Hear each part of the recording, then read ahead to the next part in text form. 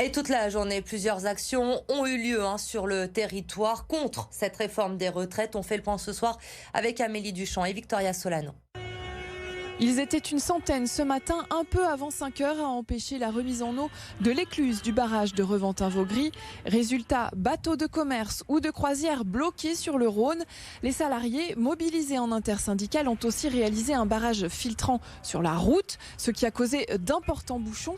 Et pourtant, on a un soutien extraordinaire sur ce type d'action de la part des automobilistes, pourtant qui sont bloqués, qui attendent. Et une très très large majorité ont qu'un message, tenez bon. Donc voilà, on pense qu'effectivement, on est aussi le porte-parole de tous ces gens qui soit peuvent pas faire grève, soit certains étaient en retraite, mais qui aujourd'hui trouvent aussi que ce projet n'est pas acceptable. Ce midi, c'est devant le rectorat de Lyon qu'une cinquantaine d'enseignants se sont réunis pour protester contre la réforme. Des profs en colère. La colère parce que beaucoup ont fait 4, 5, 6 jours de grève, beaucoup ont fait les manifestations. Là, il y a des écoles qui ont fermé 3 ou 4 fois complètement, etc.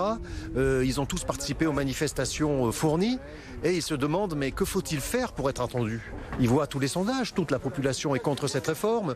Les arguments économiques du gouvernement n'ont convaincu personne.